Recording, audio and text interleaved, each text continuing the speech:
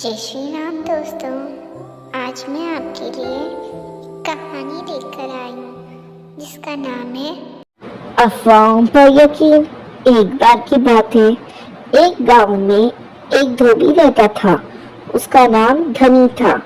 एक दिन धनी धोबी को अपने काम से कहीं दूर जाना पड़ गया, इसलिए वो अपने गधे को उस दिन नहीं ले गया उसके साथ। इसलिए वो गधा एक पेड़ की छाया में लेट गया। लेटे लेटे गधे के दिमाग में कई फालतू विचार आने जाने लगे।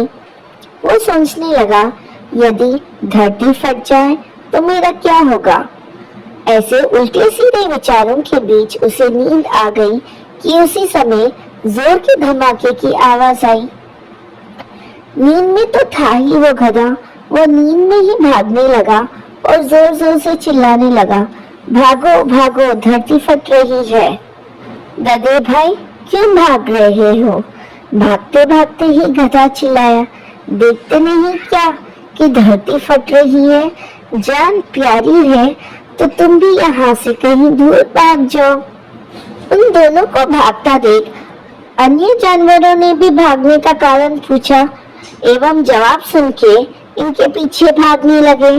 चारों तरफ चीख पुकार और भगदड़ मच गई। सियार, लोमड़ी, हाथी, घोड़े सब भाग रहे थे।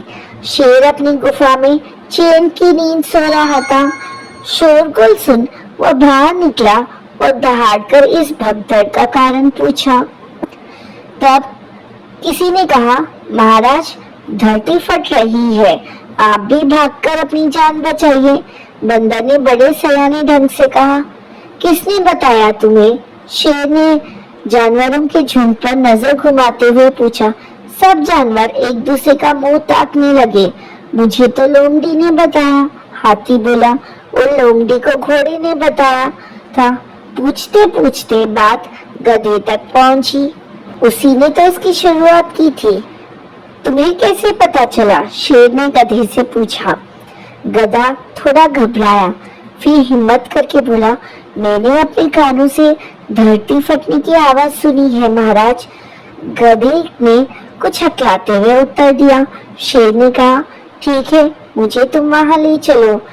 अब गधाओं ने उस बरगद के पेड़ के पास ले गया जहां सोते हुए उसने धमाका सुना था। उसने कहा, मैं यहाँ सो रहा था जब मैंने जोर का धमाका सुना और उस तरफ से कुछ धूल उड़ती हुई भी दिखाई दी। यह कहकर उसने उस दिशा की ओर उंगली कर दी। उस दिशा में जाने पर शेर ने पाया कि वहां नारियल का एक ऊंचा वृक्ष था, जिससे कुछ नारियल तेज हवा चलने के कारण एक साथ ही नीचे पड़ी चट्टान पर आन गिरे। धूल से चट्टानें खूब उड़ी होगी। यह सब देखकर शेर समझ गया होगा और उसने बाकी सबको समझाया कि इस तरह अफवाहों पर यकीन नहीं करना चाहिए। पहले बात की सच्चाई अवश्य पता करनी चाहिए। दोस्तों, इस कहानी से हमें यह सीख मिलती है कि हम मनुष्य को ईश्वर ने मस्तिष्क भी दिया है और सोचने की शक्ति भी दी है। हमें ऐसी अफवाहों पर यकीन करने से पहले बात की सच्चाई अवश्य पता कर लेनी चाहिए। ऐसी अफवाहों के कारण कई बार दंगे हो जाते हैं और अनेक निर्दोष व्यक्तियों की मृत्यु भी हो जाती है। जय Shri Krishna, Radhe Radhe. The greatest teacher. उस दिन की दोपहर झामू, जो घर का नौकर था, उसके लिए काफी व्यस्त थी क्योंकि वो पूरा दिन मूर्ति के पीछे भागता रहा। मूर्ति बड़ा ही शरारती बच्चा था और वो कभी किसी का कहा नहीं मानता था। अचानक किसी चीज के टूटने की आवाज सुनकर मूर्ति का कंजूस पिता कमरे के अंदर दौड़ा चला आता है और वो देखता है कि उसकी कीमती दीप वृक्ष के टुकड़े टुकड़े हो गए हैं। यह देखकर वो गुस्से से आग बबूला हो जाता है। वो झामू और मूर्ति दोनों से पूछता है कि ये किसने तोड़ा और इस हरकत के पीछे कौन जिम्मेदार है। मूर्ति झूठ बोलता हुए कहता है कि झामू ने मुझ पर जोर डाला कमरे के अंदर खेलने के लिए और इसी वजह से ये दीप वृक्ष टूट गया। कंजूस झामू को प्रताड़ित करते हुए कहता है कि अगर वो ठीक से नहीं रहेगा तो उसे घर से निकालकर फेंक दिया जाएगा। मूर्ति के माता पिता उसकी शरारतों से अच्छी तरह से वाकिफ थे। इतना ही नहीं, वे उससे काफी तंग भी आ चुके थे। कई बार तो वह मिर्ची से भरा पूरा बर्तन चावलों में उड़ेल देता जो झामू के द्वारा बनाए जाते थे। कई बार वो घर के तकिए और गद्दों को फाड़ देता। कैसी ना कैसे वो हर बार अपनी गलती का इल्जाम झामू पर लगा देता, जिसके बाद झामू को उसके माता पिता से डांट सुननी पड़ती। एक दिन मूर्ति के कंजूस पिता को अपना बही खाता देखना था अपने ऋण के कारोबार के प्रबंधन के लिए। तभी उसे पता चलता है कि उसका शरारती बेटे ने बही खाते के कागजों की नाव बनाकर नदी में बहा दी। कंजूस पिता यह देखकर बेहद हताश होता है और झामू को उसकी लापरवाही के लिए डांटने लगता है। उसे यह कहते हुए नौकरी से निकाल देता है कि वह मूर्ति पर नजर नहीं रखता। मूर्ति ने अपने कंजूस पिता से आग्रह किया कि कम से कम उसकी 3 महीने की तनख्वाह दे दो जिसके लिए उसके काम किया है, लेकिन मूर्ति के कंजूस पिता इस बात को अस्वीकार कर देते हैं और इसके बाद मूर्ति हताश होकर वहां से चला जाता है। मूर्ति के माता पिता काफी चिंतित थे और वे अपने बेटे को सही रास्ते पर लाने के लिए और उसकी शरारतों को रोकने के लिए दिमाग लगाते हैं। मूर्ति के माता पिता इस मसले पर बीरबल से सलाह लेने का निर्णय लेते हैं। इसी बीच बीरबल को झामू के साथ किए गए दुर्व्यवहार के बारे में पता चलता है। साथ ही उसे यह भी पता चलता है कि इससे पहले भी ये ऐसा कर चुके हैं और ये लोगों को पैसे न देखकर उनसे मुफ्त में सेवाएं लेने का आदी था। यह सब जानने के बाद बीरबल उस कंजूस को सबक सिखाने का निर्णय ले लेता है। इन सब बातों से अनजान मूर्ति का कंजूस पिता बीरबल से मदद करने का आग्रह करता है। वो बीरबल से ऐसे कुछ सुझाव मांगता है जो शरारती मूर्ति को अच्छे से पालने में मदद कर सके। बीरबल उसे सुझाव देता है कि तुम एक अच्छा शिक्षक रख लो जो मूर्ति को गुणवत्ता पूर्वक प्रशिक्षण प्रदान कर सके, और यह एक अच्छा तरीका भी है उसे दिन भर व्यस्त रखने का। यह तरकीब कंजूस के लिए काम कर जाती है। मूर्ति का जो नया शिक्षक जिसका नाम पीटर था वो बहुत ही ज्यादा मेहनती था और उसने गंभीरता से मूर्ति की जिंदगी के बारे में काफी अच्छी चीजें सिखाई। वो यह भी सुनिश्चित करता है कि मूर्ति अपनी ऊर्जा अच्छे और रचनात्मक कार्यों में लगाएगा। समय के साथ मूर्ति के स्वभाव में काफी बदलाव आता है। मूर्ति अब बड़ों का आदर करना सीख जाता है, साथ ही आसपास के लोगों के प्रति भावुक होने लगता है। लेकिन जैसे ही 3 महीने बाद पीटर अपनी तनख्वाह मांगता है तो कंजूस सेठ मना कर देता है और उसे एक पैसा भी देने के लिए राजी नहीं होता। कंजूस पिता उस पर आरोप लगाते हुए कहता है कि वो उसकी तुलना से बहुत अधिक खाना खा गया जितना कि उसने उसे काम पर रखने से पहले सोचा था। दोनों के बीच काफी बहस होती है। बीरबल उस दौरान कंजूस के घर आया हुआ था। स्थिति के बारे में पता चलने के बाद बीरबल उसके सामने एक ऐसे टीचर को पेश करता है जो उसके बेटे को मुफ्त में पढ़ाएगा और खाने के लिए एक दाना भी नहीं लेगा। कंजूस को यह प्रस्ताव इतना अच्छा लगा कि वो इससे इनकार नहीं कर पाता और उसने बीरबल से उस नए शिक्षक का परिचय कराने को कहा। बीरबल ने एक चाल चली और एक शर्त रखी कि वो तभी उसे नए शिक्षक से मिलवाएगा जब वो झामू और पीटर की तनख्वाह देगा जो उसने काफी समय से रोक कर रखी हुई है। कंजूस इस बात के लिए राजी हो जाता है और अपने भारी मन से सभी के पैसे दे देता है। जब उसने बीरबल को नया टीचर लाने को कहा तो बीरबल ने कंजूस को गौतम बुद्ध की मूर्ति देते हुए कहा कि ये है पूरे संसार के सबसे बड़े शिक्षक है। इस बात पर कंजूस हंसा और उसने स्वीकार किया कि बीरबल ने बड़ी ही चालाकी से उसे इस बात का एहसास करवाया कि मूर्ति को एक अच्छे शिक्षक की जरूरत है और उसे अच्छी रकम दी जानी चाहिए। दोस्तों, इस कहानी से हमें यह शिक्षा मिलती है कि हमें किसी के भी हक का या मेहनत का पैसा नहीं रखना चाहिए। राजू का बस्ता और गधा। एक दिन की बात है, राजू अपने घर के बाहर बहुत चिंतित बैठा था क्योंकि वो अपने भारी बस्ते से परेशान था। वहां से कुछ दूर एक गधा खड़ा था जिससे राजू की दोस्ती थी। गधी ने राजू के पास आकर उससे पूछा, क्या बात है राजू, आज तुम उदास क्यों हो? इस पर राजू कहता है, मित्र, मेरी उदासी का कारण भारी भरकम बस्ता है मेरा। राजू ने कहा, KG1 में मैं अपना भारी बस्ता दौड़ते दौड़ते थक जाता था, इसलिए संतोषजनक परीक्षा परिणाम नहीं आया। स्कूल खुल चुके हैं। भारी बस्ते के कारण मुझे स्कूल जाने से डर लग रहा है क्योंकि इस साल तो और किताबें बढ़ गई हैं, तो इसका मतलब है कि बस्ते का वजन और बढ़ गया है। इस पर गधे ने कहा, निश्चय ही तुम्हारी समस्या चिंतनीय है दोस्त।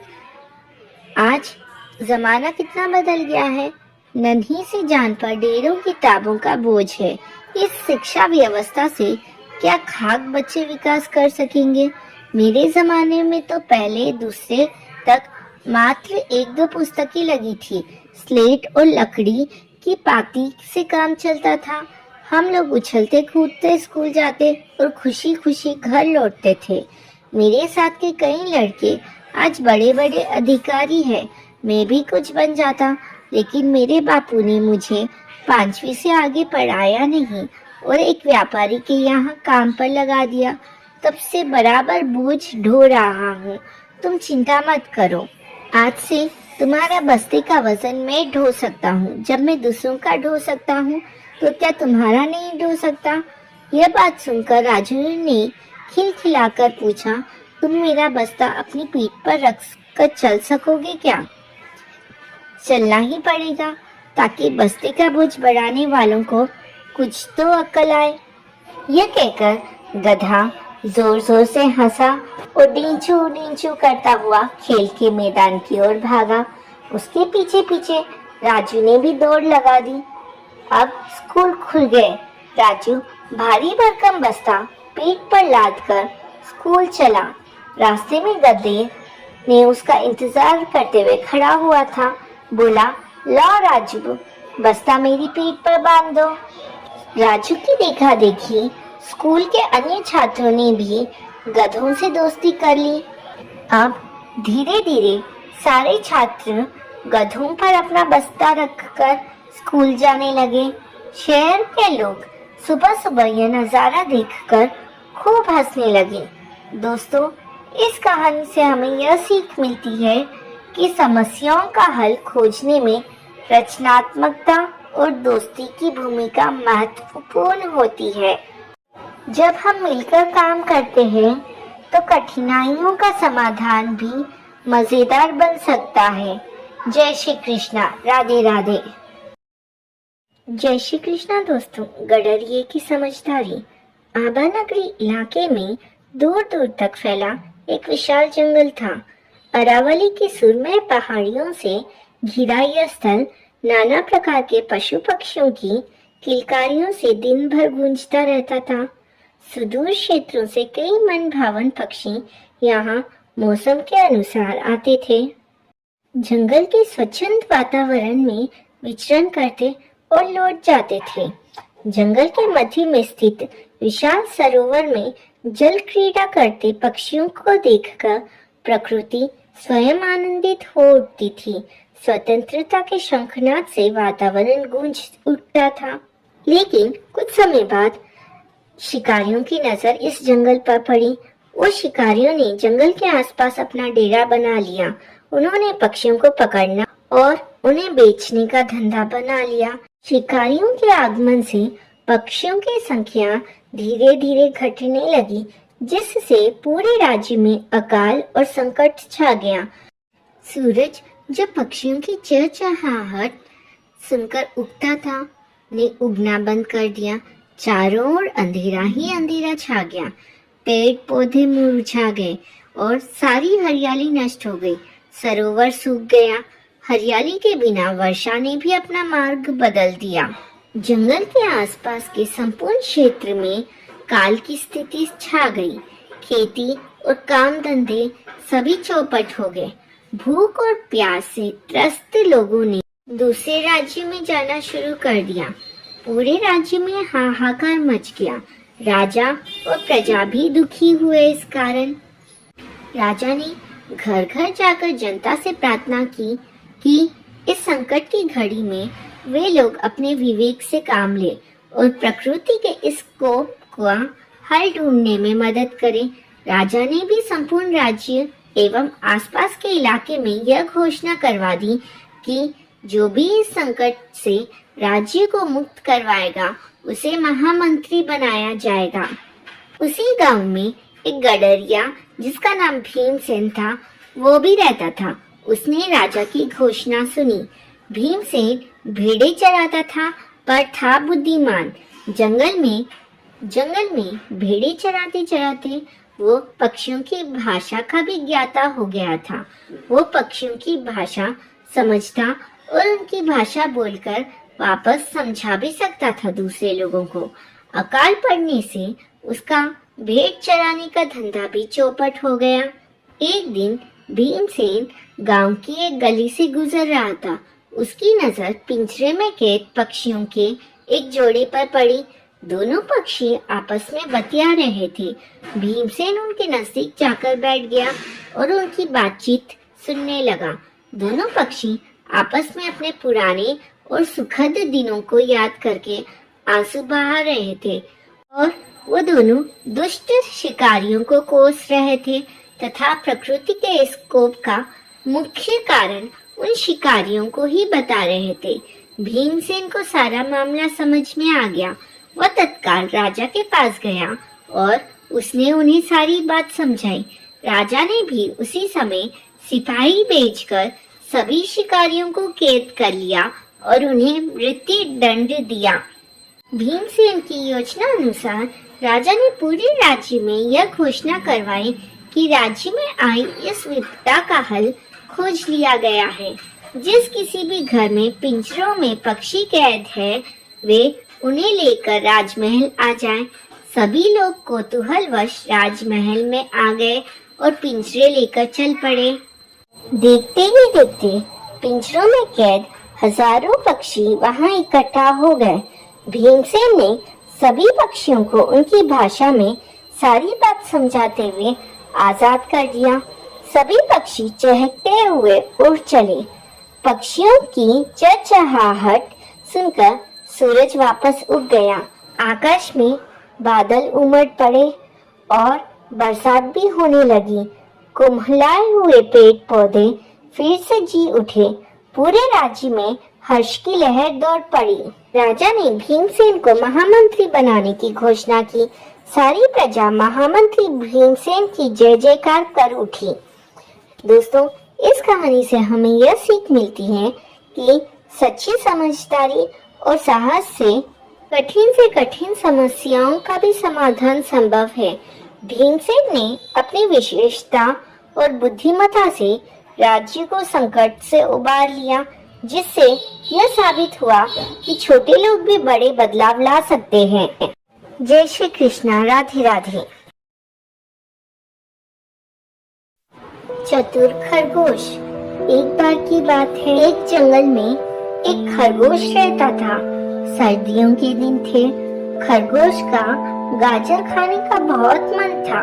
वो गांव की ओर चल देता था। गांव में जाने से पहले खेतों में उसे गाजर की खुशबू आने लगती है। वो एक गाजर के खेत में छिपकर बैठ जाता है। तभी वो देखता है कि उस खेत का मालिक किसान गाजर इकट्ठी कर रहा है। किसान सारी गाजर इकट्ठी करके घर की ओर चल देता है। खरगोश भी उसके पीछे पीछे चल देता है। घर पहुंचकर किसान अपने छोटे से बेटे से कहता है, बेटे, ये गाजर रखी है, मैं खेत में काम निपटा कर आता हूँ, तो इनका ध्यान रखना। कल हम इन्हें शहर में बेचने जाएंगे। खरगोशों की बातें सुनकर सोचता है कि मुझे आज ही ये गाजर चुरानी पड़ेगी, कल तो ये इसे शहर में बेच देंगे। किसान के जाने के बाद वह धीरे धीरे गाजर के ढेर के पास पहुंच जाता है, लेकिन वो लड़का उसे देख लेता है। लड़का एक डंडा लेकर उसे भगाने लगता है। तभी खरगोश लड़के से कहता है, भाई मैं तो तुम्हारी मदद करने आया था, मुझे गाजर का जरा भी लालच नहीं है, मेरे पास तो बहुत गाजर है। तब लड़का उससे पूछता है, तू कैसे मेरी मदद करने आया है? तब खरगोश कहता है, शहर में मैंने देखा है लोग गाजर कम खाते हैं, इसलिए तुम्हारी गाजर कम दाम में बिकती है। अगर तुम गाजर का हलवा बनाकर बेचो तो बहुत अच्छे दाम में बिक जाएगा, 4 गुना दाम मिलेगा तुम्हें। यह सुनकर वो लड़का बहुत खुश होता है और कहता है, अच्छा, लेकिन मुझे तो हलवा बनाना नहीं आता है। इस पर खरगोश कहता है, तुम क्यों चिंता करते हो, इसमें से आधी गाजर मुझे दे दो, मैं शाम तक हलवा बनाकर दे जाऊंगा। लड़का कहता है, नहीं, अगर पिताजी को पता लग गया तो मुझे बहुत डांटेंगे और मेरी पिटाई भी कर देंगे। खरगोश कहता है, लेकिन अगर तुमने अपने पिताजी का फायदा करोगे तो वो बहुत खुश होंगे। जब तुम्हारे पिताजी गाजर बेच रहे हो तुम उनसे छिपकर हलवा बेचते रहना, बाद में जब तुम उन्हें ज्यादा पैसे दोगे तो वो बहुत खुश होंगे। यह सुनकर लड़का उसकी बातों में आ जाता है और उसे आधी गाजर दे देता है। खरगोश वो गाजर लेकर मजे से अपने घर आ जाता है। कुछ देर बाद किसान घर आता है तो उसका लड़का उसे कह देता है कि एक हलवाई गाजर ले गया है और पैसे कल दे देगा। अगले दिन किसान का बेटा खरगोश का इंतजार करता रहता है, लेकिन वो नहीं आता। उसे बहुत गुस्सा आता है। शाम को जब किसान उससे पूछता है तो वो उसे अपनी सारी बात बता देता है। किसान कहता है, मूर्ख, कभी खरगोश भी गाजर का हलवा बना सकता है क्या? वो तुझे मूर्ख बनाकर गाजर ले गया। और किसान अपने बेटे की पिटाई कर देता है। दोस्तों, इस कहानी से हमें यह शिक्षा मिलती है कि लालच बुरी बला है, हमें कभी भी लालच नहीं करना चाहिए।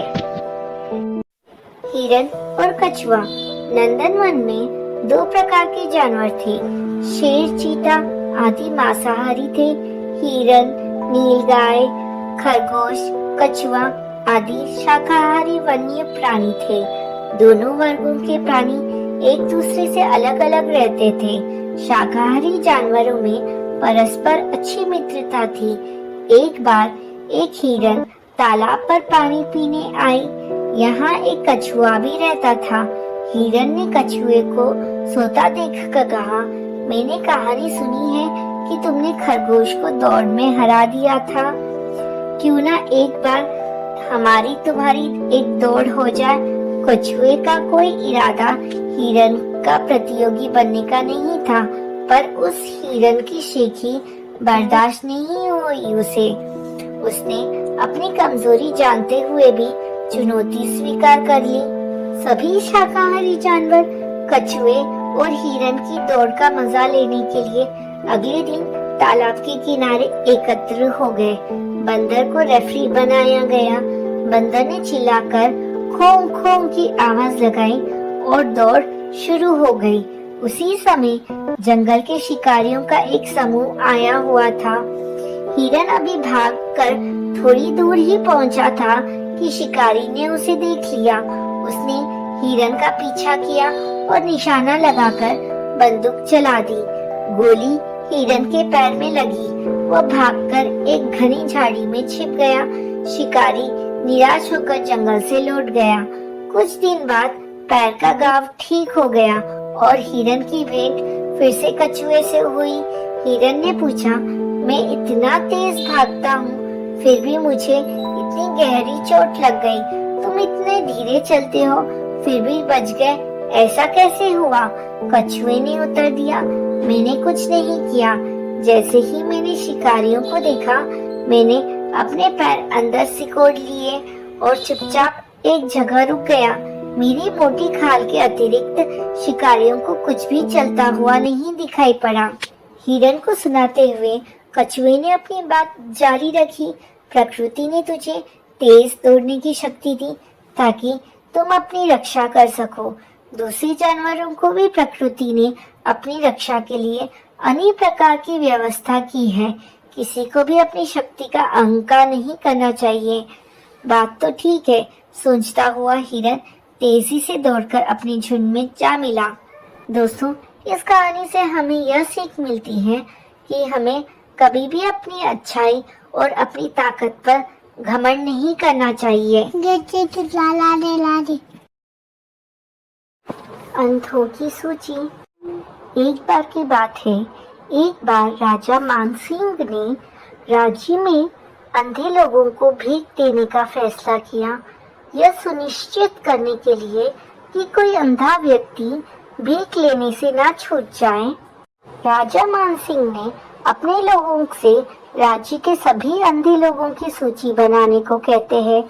उसके बाद मंत्री राज्य के अंधे लोगों की सूची बनाकर राजा मानसिंह को दिखाते हैं और चतुर सिंह भी उस सूची को देखते हैं और फिर कहते हैं कि सूची अभी अधूरी है। चतुर सिंह ने सूची को पूरा करने के लिए कुछ समय मांगा। अगले दिन चतुर सिंह एक खाट के साथ एक बाजार के बीच में बैठते हैं और खाट को बुनना शुरू करते हैं। जब भी लोग उनके पास से गुजरते, लोग चतुर सिंह से पूछते, आप क्या कर रहे हैं? लेकिन चतुर सिंह कोई जवाब नहीं देते। जैसे ही दिन समाप्त होता है, मानसिंह राजा भी चतुर सिंह की हरकतों के बारे में सुनकर बाजार आते हैं और चतुर सिंह से पूछते हैं कि चतुर सिंह, तुम क्या कर रहे हो? चतुर सिंह चुपचाप अपना खाट बुनने में व्यस्त थे। उन्होंने राजा मानसिंह को कोई जवाब नहीं दिया। अगले दिन चतुर सिंह अंधे लोगों की एक लंबी सूची राजा मानसिंह को देते हैं और इस अंधे लोगों की सूची में राजा मानसिंह का भी नाम था। मानसिंह चतुर सिंह से वो पूछते हैं कि इसमें मेरा नाम क्यों है? उसके बाद चतुर सिंह कहते हैं कि महाराज, आपके साथ साथ उसी सूची में मौजूद सभी लोग कल मुझसे खाट बुनते समय पूछ रहे थे कि चतुर सिंह, तुम क्या कर रहे हो? जबकि मैं तो सबके सामने सिर्फ खाट बुन रहा था। फिर भी यह ऐसा सवाल पूछ रहे थे जैसे खाट दिखती ही नहीं हो सभी लोगों को। अब ऐसा सवाल तो कोई बिना आंखों वाला ही पूछ सकता है। राजा मानसिंह चतुर सिंह की बात समझ जाते हैं कि राज्य में दृष्टिहीन लोगों की तुलना में अधिक लोग अंधे हैं। दोस्तों, इस कहानी से हमें यह सीख मिलती है कि दृष्टि वाले लोग भी अपने आसपास क्या हो रहा है इसके प्रति अंधे हो सकते हैं। जय श्री कृष्णा। राधे राधे।